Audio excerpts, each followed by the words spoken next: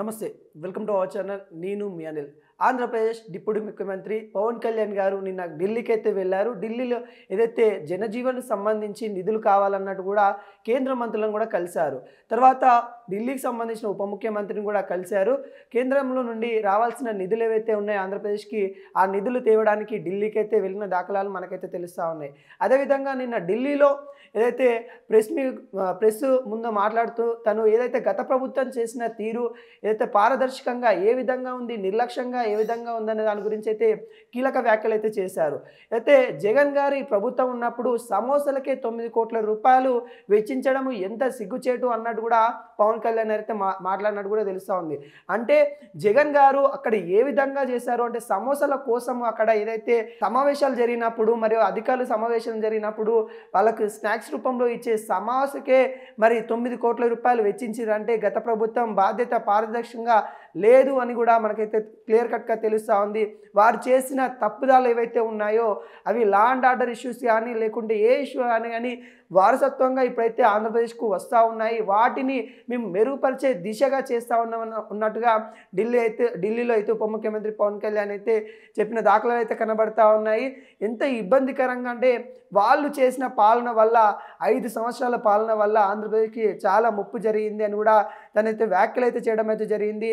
ప్రతి ఒక్కరి రక్షణ కోసం మంచినీరు అందించాలని ప్రధాని మోడీ లక్ష్యం ఏదైతే ఉందో ప్రధాని మోడీ లక్ష్యానికి ధీటుగా మేము పనిచేస్తాం అన్నట్టు కూడా క్లియర్ కట్గా చెప్పిన దాఖలాలు అయితే కనబడతా ఉన్నాయి.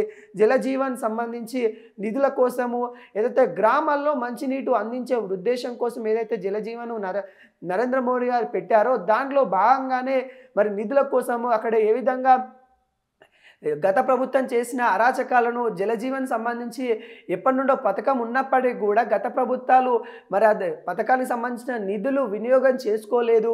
ఎందుకంటే పైప్ లైన్కి సంబంధించిన అక్కడ మ్యాచ్యూర్ ఏదైతే ల్యాండ్కి సంబంధించిన మ్యాచ్యూర్ ఏదైతే ఉంటుందో అది కేంద్ర గవర్నమెంట్కి ఇవ్వకపోవడం వల్ల వాళ్ళు నిధులు కేటాయించిన డబ్బులు వాళ్ళు ఇవ్వకపోవడం వల్ల ఆ పైప్ లైన్ సంబంధించిన జలజీవన్ సంబంధించిన పథకానికి సంబంధించిన ఏవైతే గ్రామాలకు నీళ్ళు అందించే ప్రక్రియ గత ప్రభుత్వం చెయ్యలేదు అని కూడా చెప్పుకుంటూ రావడం అయితే జరిగింది.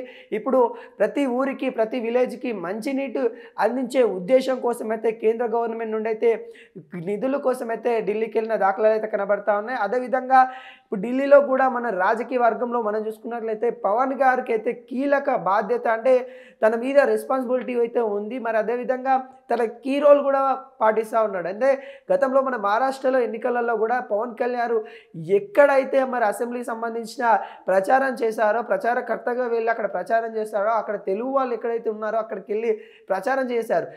అక్కడ కూడా బీజేపీ హవా నడిచింది. ప్రతి నియోజకవర్గంలో మరి పవన్ కళ్యాణ్ గారు గెలుపు అక్కడ కనిపిస్తూ ఉంది. తను వెళ్ళిన ఏ చోటైనా కానీ అక్కడ గెలుపు దిశగా బీజేపీ వెళ్ళిన దాఖలాలు కనబడతా ఉన్నాయి. దానికోసము కేంద్ర గవర్నమెంట్ కూడా మరి పవన్ కళ్యాణ్ కోరింది ఖచ్చితంగా ఇస్తున్న విషయాలు అయితే మనకైతే కనబడతా ఉన్నాయి. కేంద్ర గవర్నమెంట్ నుండి నిధుల కోసము మరి ఆంధ్రప్రదేశ్ అభివృద్ధి కోసము మంచినీటి అందించాలనే ఉద్దేశం కోసము గ్రామాలకు సంబంధించిన నిధుల కోసము మరి నిన్నైతే మరి ఆర్థిక మంత్రి నిర్మలా సీతారామన్ రాజుతో కూడా మరి భేటీ అయిన దాఖలాలు అయితే కనబడతా ఉన్నాయి. ఆంధ్రకైతే అయితే వరాల వర్షం అని కూడా చెప్పుకోవచ్చు. మరి ఇటు ఒకవైపు చంద్రబాబు నాయుడు మరొక వైపు డిప్యూటీ సీఎం పవన్ కళ్యాణ్ వీళ్ళిద్దరు కూడా కేంద్రం నుండి ఎంతవరకు డబ్బులు తీసుకురావాలో అంతవరకు అయితే ఆంధ్రకి తీసుకొని వస్తున్న దాఖలాలు అయితే కనబడుతూ ఉన్నాయి.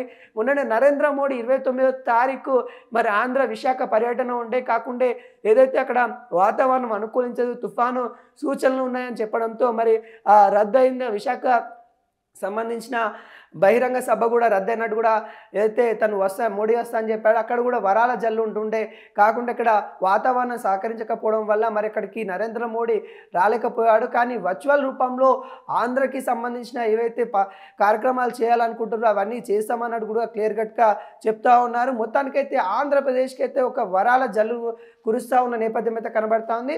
దానిలో భాగంగానే పవన్ కళ్యాణ్ గారు అయితే మరి నిన్న ఢిల్లీకి వెళ్ళిన దాఖలాలు అయితే కనబడతా ఉన్నాయి. కేంద్ర మినిస్టర్లతో పాటు అక్కడ డిప్యూటీ సీఎంని కూడా ఢిల్లీకి సంబంధించి ఒక డిప్యూటీ సీఎంని కూడా కలిసినట్టయితే మనకైతే కనబడతా ఉంది. అదేవిధంగా ఏదైతే ఈ సమోసా గురించి తను గత ప్రభుత్వం చేసిన సమోసా కోసం 9 కోట్ల రూపాయలు వాళ్ళు వెచ్చించిన ధనాన్ని అంటే ప్రజల సొమ్మును ఏ విధంగా దుర్వినియోగం చేశారు, ప్రజలకు సంబంధించిన విషయాలు ఏవైతే ఉంటాయో అంటే ఏవైనా కానీ వాళ్ళు అంతకుముందు మనం రిషికొండ ప్యాలెస్ చూసాం. రిషికొండ ప్యాలెస్ని కూడా ఎంత విచ్చలవిడి డబ్బులతో కట్టారో చూసాం. అంటే ఇలాంటివన్నీ గత ప్రభుత్వాలు చేశాయి. ఇంత ఆంధ్రప్రదేశ్‌లో అప్పుల్లో కూరుకుపోవడానికి, ఆంధ్రప్రదేశ్‌కి సంబంధించిన నిధులు లేకపోవడానికి, ఆంధ్రప్రదేశ్ సంబంధించి ఏదైతే దేవస్థానాలకు సంబంధించి గానీ, లేకుంటే ఈ రోడ్లకు సంబంధించి గానీ నిధులు సరైన రీతిగా వాళ్ళు యూజ్ చేసుకోకపోవడం వల్లనే ఆంధ్రప్రదేశ్ ఇంత దారిద్ర రేఖలోకి వెళ్ళిపోతా ఉన్న సిచ్యువేషన్ కనబడుతుందని క్లియర్ కట్‌గా గత ప్రభుత్వాన్ని విమర్శించు జగన్ పైన అయితే కీలక వ్యాఖ్యలు చేసినట్టయితే కనబడతా ఉంది.